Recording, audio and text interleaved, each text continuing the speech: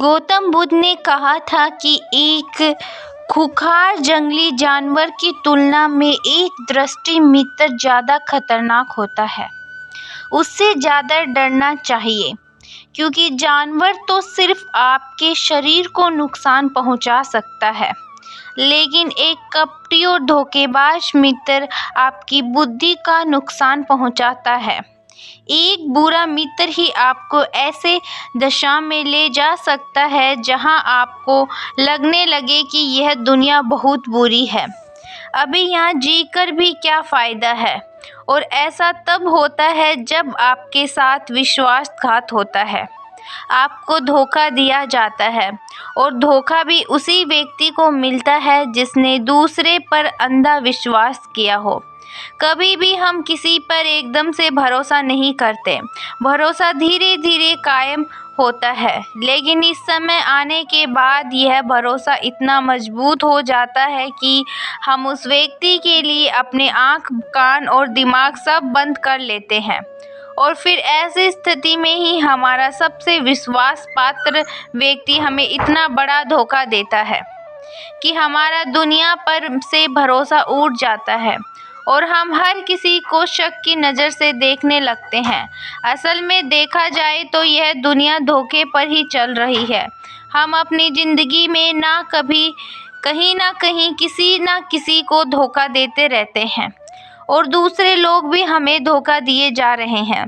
दूसरे धोखा दे तो बात समझ भी आती है, लेकिन हम तो वर्षों से खुद को ही धोखा देते आ रहे हैं। हम स्वयं को ऐसी ऐसी बातें समझा देते हैं जिससे हमें सच्चाई का सामना ना करना पड़े, और हम अपनी छोटी दुनिया में ही कोई रहे धोखा विश्वासघात दो धारी तलवार की तरह होता है। हमें लगता है कि हम सामने वाले को धोखा देकर उसे मूर्ख बना रहे हैं, लेकिन यह धोखे की तलवार जितनी गर्दन सामने वाले की काटती है, उतनी ही गर्दन हमारी भी काटती है। भक्तों, आज किसी बहुत कहानी के माध्यम से जानेंगे कि हम खुद को धोखे की विश्वासघात से कैसे बचा सकते हैं। और इस कहानी के अंत में हम 10 निशानियां के बारे में जानेंगे जो धोखेबाज और झूठे व्यक्ति में पाई जाती है।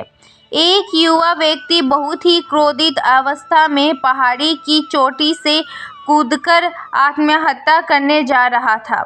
जैसे ही वह पहाड़ी के शिखर पर पहुंचा, वह जोर से चिल्लाया, यह दुनिया इतनी बुरी क्यों है?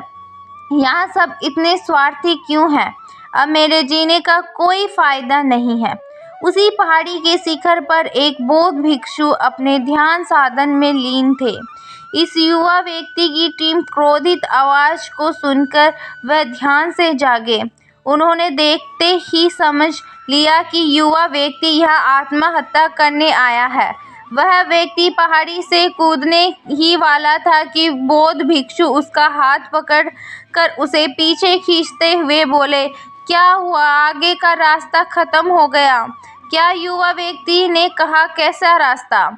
यहाँ तो कोई रास्ता है ही नहीं। मैं तो यहाँ से कूदकर आत्महत्या करने वाला हूँ।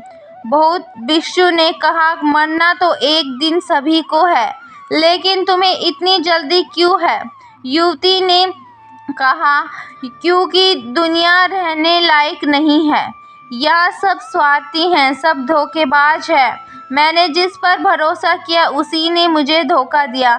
मेरे सगे भाई ने मुझे धोखा दिया, मेरे मित्रों ने मुझे धोखा दिया, लेकिन आज तो हद हो गई। मेरी पत्नी और पति ने भी मुझे धोखा दे दिया। वही अमीर व्यापारी के साथ चली गई। इतने सारे धोखे मिलने के बाद अब मेरा इस दुनिया में जीने का कोई मतलब नहीं है। इस स्वार्थी दुनिया में कोई भरोसे के लायक नहीं है, इसीलिए मैं आत्महत्या करने जा रहा हूँ। बौद्ध भिक्षु ने कहा, क्या तुम स्वार्थी नहीं हो? क्या तुम ये भरोसा किए जा रहे हो? व्यक्ति ने कहा, मैंने आज तक किसी को धोखा नहीं दिया, किसी के साथ विश्वासघात नहीं किया। आप चाहो तो मेरे गांव में जाकर भी पूछ सकते हो। लेकिन अक्सर मेरा फ़ायदा उठाते रहते हैं, लेकिन मैंने आज तक किसी के साथ बुरा नहीं किया। बौद्ध भिक्षु ने कहा कि मैं तुम पर भरोसा नहीं कर सकता। तुम्हें मुझे यह सिद्ध करके दिखाना पड़ेगा कि तुम एक स्वार्थी व्यक्ति नहीं हो।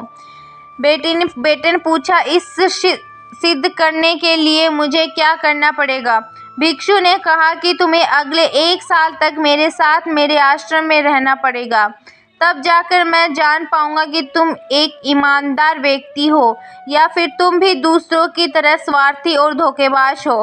वह व्यक्ति बौद्ध भिक्षु के साथ 1 साल के लिए उनके आश्रम में रहने के लिए तैयार हो गया।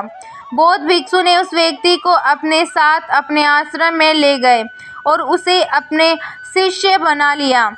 अगले दिन सुबह होते ही बौद्ध भिक्षु ने उस शिष्य को अपने पास बुलाया और कहा कि मुझे तुम पर भरोसा तो नहीं है, लेकिन फिर भी तुम जाओ और भिक्षा मांग कर लाओ।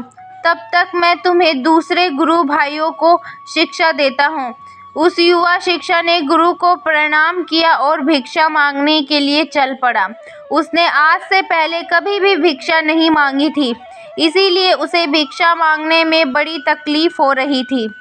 उसके मुंह में भिक्षा के लिए शब्द नहीं निकल रहे थे। उसका अहंकार उसे भिक्षा मांगने से रोक रहा था, लेकिन उसके अंदर एक ओकार और उमड़ रहा था, गुरु को गलत सिद्ध करने का आकार। इसीलिए उसने भिक्षा मांगी और उस दिशा को लेकर वापस गुरु के पास पहुंचा। उसके साथ में भिक्षा देकर गुरु ने कहा, तुम कुछ तो भरोसे के लायक हो। मुझे लगा कि तुम बिन चैन नहीं मांग के लाओगे, लेकिन तुमने मुझे गलत सिद्ध कर दिया। आओ मेरे साथ मेरे कुटिया में चलते हैं, वहाँ मैं तुम्हें कुछ दिखाना चाहता हूँ। गुरु शिष्य और अपने साथ अपनी कुटिया में ले गए। वहाँ कुटिया में ऊपर एक मटकी लटक रही थी। गुरु ने मटकी की ओर इशारा करते हुए कहा, उस मटकी को देख रहे हो? उसमें जहर रखा हुआ है और जहर भी ऐसा है कि अगर किसी को दे दो तो व्यक्ति बड़े आराम से मर सकता है और किसी को पता भी नहीं चलेगा कि उसकी मौत कैसे हुई। युवा शिष्य ने कहा, लेकिन गुरुदेव आप यह सब मुझे क्यों बता रहे हो? बौद्ध भिक्षु ने कहा कि मैं बस तुम्हें सावधान कर रहा हूँ कि कभी इसे खा मत लेना। कुछ दिनों बाद गुरु अपने शिष्यों के साथ एक जंगल से गुजर रहे थे। तभी कुछ जंगली कुटेरियों के अचानक उन पर हमला कर दिया। सभी शिष्य अपनी अपनी जान बचाकर इधर उधर भागने लगे, लेकिन ज़्यादा उम्र होने की वजह से गुरु भाग नहीं पा रहे थे। यह बात उस युवा शिष्य में अनुभव की रूप बहादुरी का प्रदर्शन करते हुए अपने गुरु को डाकू से बचाकर आश्रम तक सुरक्षित ले आए।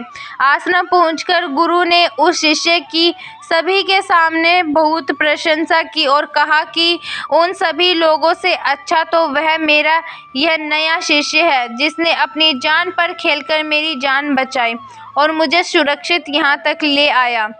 आज मुझे इस पर पूरा भरोसा है। उस दिन के बाद से हर सुबह जब भी गुरु से मिलते तो उसने एक बात जरूर कहते, मुझे तुम पर पूरा भरोसा है।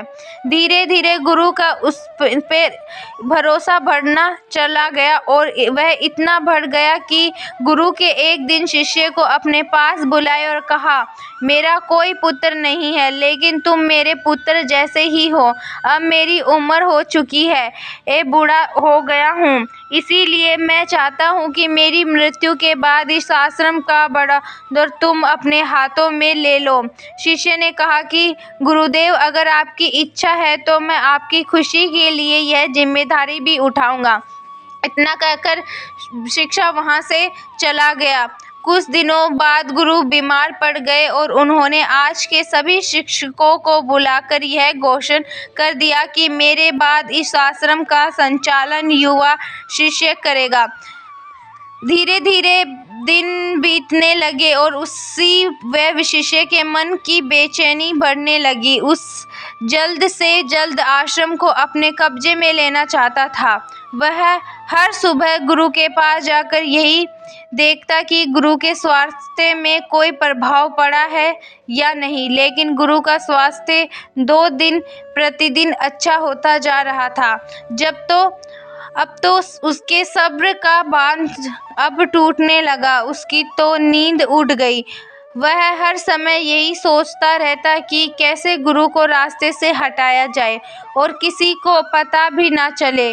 कभी वह सोचता कि गुरु को नंदी में धक्का दे देता हूँ, लेकिन अगले ही पल उसे ख्याल आता कि गुरु तो अच्छे तैराक है, उतर कर बाहर आ जाएंगे। फिर कभी सोचता कि गुरु को गला दबाकर मार देता हूँ। सब जानते हैं कि मैं गुरु का भरोसेमंद हूँ, इसीलिए मुझे पर कोई किसी को शक भी नहीं होगा। लेकिन फिर वह सोचता कि अगर थोड़ी सी भी चूक हुई तो इससे बात भी बिगड़ सकती है। उसने सोचा कि मुझे कोई ऐसा तरीका ढूंढना होगा जिससे गुरु की मौत भी हो जाए और सभी को यही लगे कि यह एक स्वाभाविक मृत्यु थी और भगवान को यही मंजूर था। एक दिन वो युवा शिक्षक गुरु के पास उनकी कुटिया में बैठा हुआ था। तभी उसकी नज़र ऊपर लटक रही मटकी पर पड़ी। उसे याद आया कि गुरु ने कहा था कि इसमें जहर है और जहर भी ऐसा है जिसका किसी को पता नहीं चलता। उसने सोचा कि यही सही रहेगा, यह जहर गुरु को दे देता हूँ और किसी को पता भी नहीं चलेगा कि उसकी मृत्यु कैसे हुई। फिर पूरे आश्रम पर सिर्फ मेरा ही नियंत्रण होगा। लेकिन अगर अगले दिन उसने चुपके से गुरु की कुटिया से वो जहर चुरा लिया और उसे गुरु के खाने में मिला दिया। गुरु ने वह खाना खा लिया और रात में सोने के लिए चले गए। लेकिन जब सुबह हुई तो पूरा आश्रम जगा पर गुरु नहीं जागे। शिष्यों ने गुरु की कुटिया में जाकर देखा तो पता चला कि गुरु की तो मृत्यु हो गई है। जब यह बात उस युवा शिष्य को पता चली तो वह अंदर ही अंदर बहुत खुश हो गया था और आश्रम को अपने नियंत्रण में लेने का काम शुरू कर दिया। उसी आश्रम में गुरु का एक सबसे पुराना शिष्य था। वह चुपचाप यह सारी घटना देख रहा था। वह अपनी कुटिया में गया और वहां से एक औषधि लेकर आया और वह उस दिन उसने गुरु को पिला दी। थोड़ी ही देर में गुरु की चेतना लौट आई और वह एकदम स्वस्थ होकर बैठ गए। वह सब देखकर उस युवा शिष्य को पैरों तले जमीन खिसक गई। वह बुरी तरह घबरा गया। गुरु ने बाकी के सभी शिक्षकों को अपने अपने कामों में वापस भेज दिया और उसकी युवा शिष्य को अपने पास बुलाकर कहा, क्या तुम अभी भी विश्वास के लायक हो?